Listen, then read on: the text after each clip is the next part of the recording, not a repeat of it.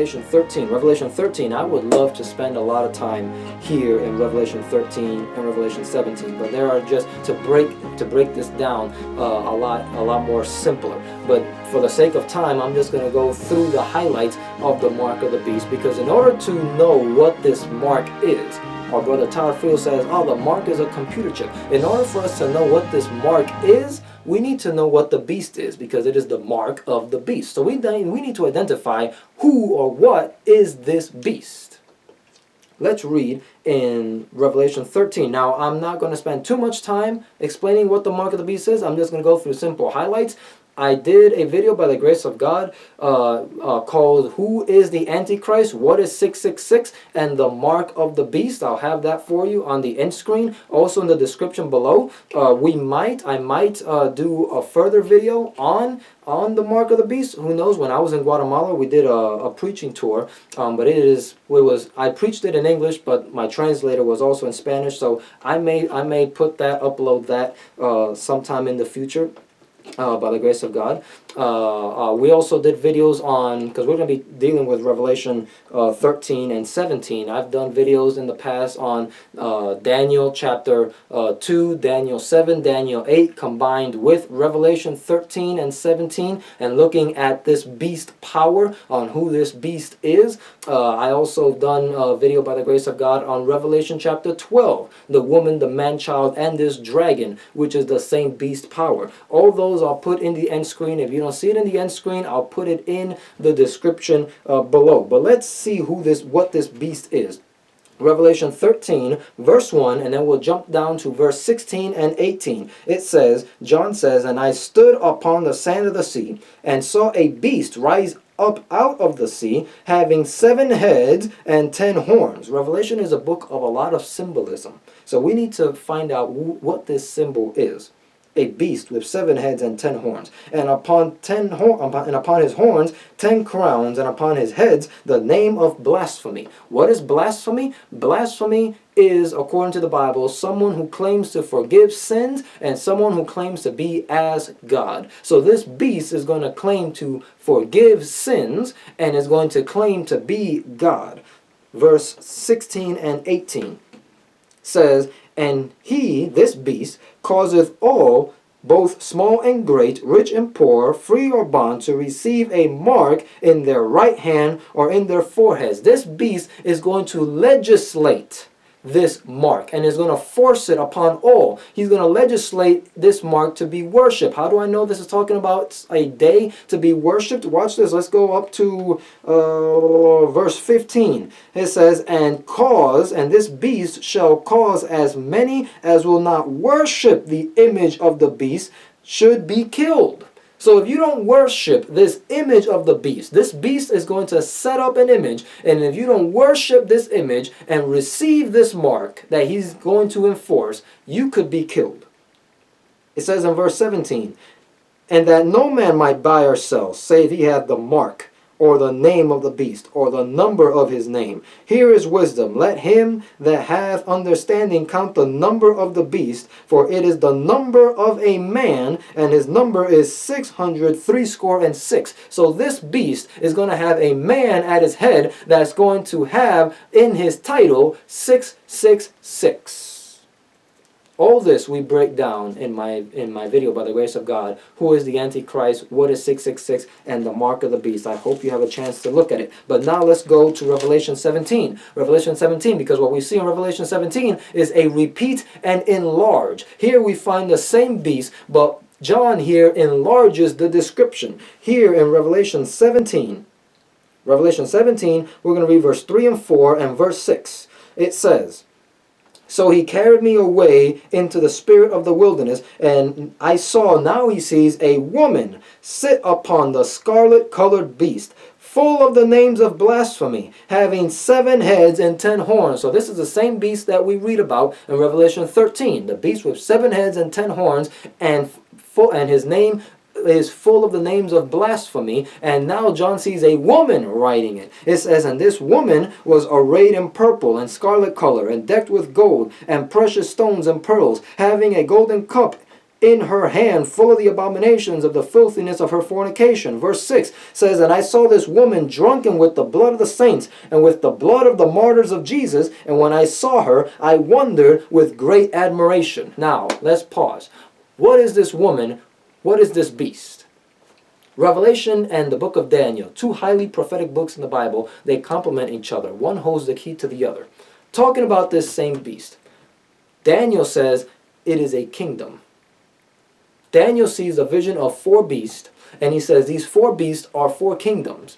And this beast has 10 horns that he saw. The fourth beast, the fourth kingdom, had 10 horns that he saw, and 3 horns were uprooted, so 7 were left. Here in John, John sees this beast with 7 heads and 10 horns.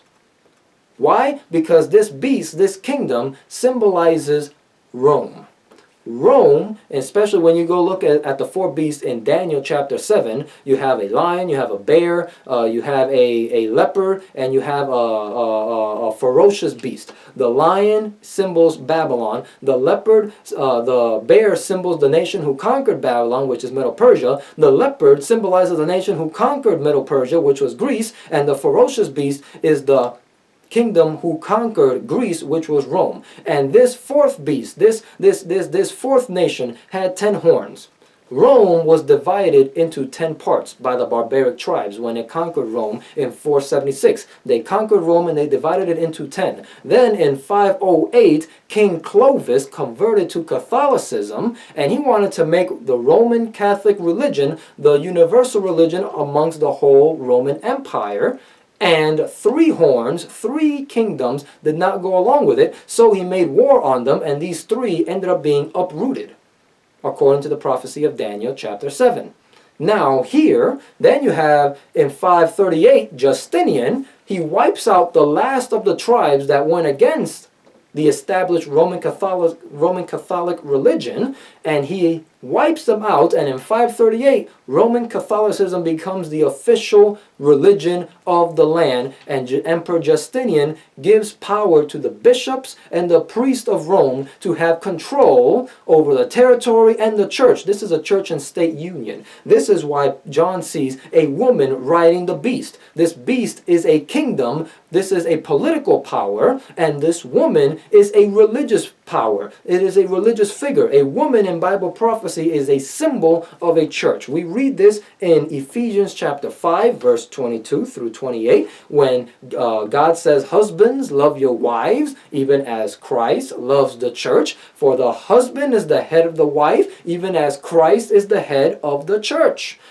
God here is likening the woman as a church. You go over to 2 Corinthians 11, verse 2, and Paul says to the church of Corinth, I have espoused you as a wife to Christ, being married to Christ. So the church is likened unto a woman. In fact, Revelation says, when it talks about the people of God, it's likening them as to the bride of Christ. So this woman, in Revelation, you read about 2 women. You read about the woman in Revelation 12, this holy woman, God's church, and then you read Revelation 17 about this harlot woman, which is a counterfeit movement. This woman rides the beast. This is church and state together. There's only one religion that is both a religious power and a secular power and a political power, and that is Roman Catholicism. The Pope is both a religious figure and a political figure. He addresses the Congress, he addresses the Senate, he goes to the United Nations and addresses a religious figure, addresses the political forum. In fact, when you look at the Pope's crown, it's Vicaris Filii Dei, Vicar of Christ. And Vicaris Filii Dei, written in Latin, when you add those Roman numerals up, it is the number of a man, 666, when you add those Roman numerals together. Vicaris Filii Dei, the title of the man, head of this beast woman power, Roman Catholicism. which evangelicals said, as we read earlier, that it is this power that has changed the day of worship from Saturday to Sunday. That's why Daniel says, talking about that same fourth beast, which was Rome, that he will speak great words against the Most High and will seek to change times and laws and make war against those who worship the Most High God. Here it says that this woman will be drunken with the blood of the saints and the martyrs of Jesus. When you read Fox's Book of Martyrs during the Dark Ages, millions of people were slaughtered. Why? Because they had possession of a Bible. They were reading the Bible. They were killed for upholding the biblical standard. The Waldensians, those who lived in the mountains of Italy, of the Alps, who had the Bible as their sole standard and rejected the traditions of men, were massacred. The Huguenots, the Protestant people living in France, holding to the scriptures, were slaughtered. It says that this woman, this church, was arrayed in purple and scarlet color, decked with gold and precious stones and pearls. When you look at the Roman Catholic Church, look at the bishops and the cardinals. What is their color? Scarlet and purple. And their temples are full of gold and pearls. Let's go down even more specifically. Let's go to verse 9. Verse 9 of Revelation 17 says, "Here is the mind which hath wisdom. The 7 heads of this beast," 7 heads and 10 horns. "The 7 heads are 7 mountains on which the woman sitteth." There's only one place in the world, this famous city in the world, that is surrounded by 7 mountains, that is surrounded by 7 hills: Rome. Rome will tell you gladly, this is the city that it was established among 7 hills. And they'll give you tours and they'll show you which hills, which mountains. Let's get even more specific. Let's go to verse 18. It says, "And the woman which thou sawest is that great city which reigneth over the kings of the earth." There was only one great city in the time of John, when John wrote this, and that was the great city that has conquered the whole then known world in John's day, and that was Rome. The Roman Empire was the biggest empire that the world has seen in Christ's day. It was that great and famous city, city of marble, city of wealth. That great city was Rome, who rules over the kings of the earth. Even today, you look at the rulers of the earth, the presidents of the United States, the prime ministers of Israel, of the UK, of all these other countries, they all go to the Vatican to meet with the Pope. Why? Because that great city rules over the earth, over the kings of the earth. This beast power is none other than the Roman papal system, who has changed the day of worship from Saturday to Sunday, as we read that the evangelicals say. The Baptists and the Anglicans say it. Now that we know that who this beast is, it's Rome, let's see what is their mark of authority. Let's see what is their mark of authority. Now it becomes very easy to see what is their mark of authority. Let's go to, this is taken from the Catholic Record of London, Ontario, September 1st, 1923.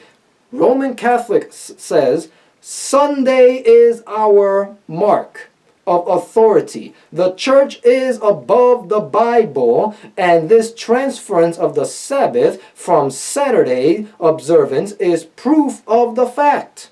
Pretty harsh words against the scriptures. Here in the Convert's Catechism of Catholic Doctrine, page 50, says, "We observe Sunday instead of Saturday because the Catholic Church in the Council of Laodicea transferred the solemnity from Saturday to Sunday." They did it under no authority of God and the Bible. They went and trampled over the Word of God, trampled over the commandment, and changed it to Sunday. This confirms what we read that the Baptist and the Anglican Church has already said.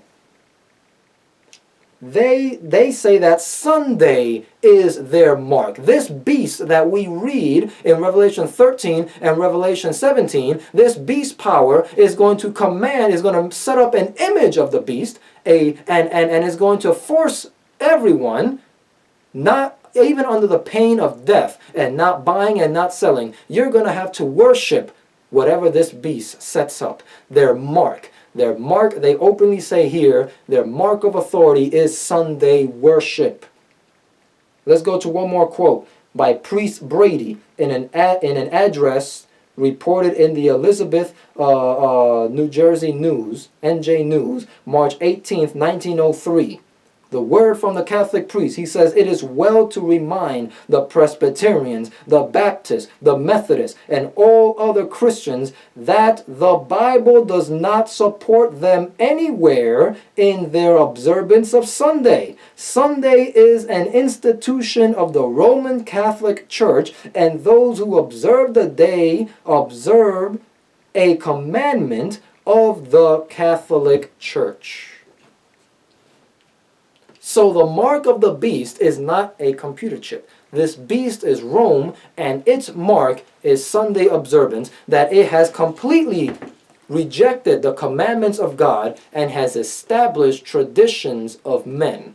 And full well they have rejected the commandments of God, that they may keep their own traditions. Now, I'm not saying that Catholics are accepting the mark of the beast. What I'm saying is this Catholic system has trampled over the laws of God, and one day they are going to enforce their mark of authority, their mark of this beast, and cause you to worship it, and if you don't worship it, you're going to be killed. You are not going to be allowed to buy or sell and survive unless you have the mark of the beast and accept the Antichrist, which was the Pope, who has in his title Vicarius Filii Dei 666. This beast who is full of blasphemy, which blasphemy according to the scriptures is someone who claims to be as God. The Pope claims to be God himself. That I covered in the quotes from the Pope himself in the video Who is the Antichrist? What is 666? And the mark of the beast. And this power openly says the Pope claims he can forgive sins, which only God can forgive sins. The Bible calls that blasphemy for a man to claim to forgive sins. So this mark of the beast, this beast is Rome, and its mark of authority is Sunday worship, which it will legislate and enforce to the people in the future. And those people that accept that false day of worship, that mark that is not found in the commandments of God, are going to receive the mark of the beast. They don't have the mark of the beast now, but this is a future event.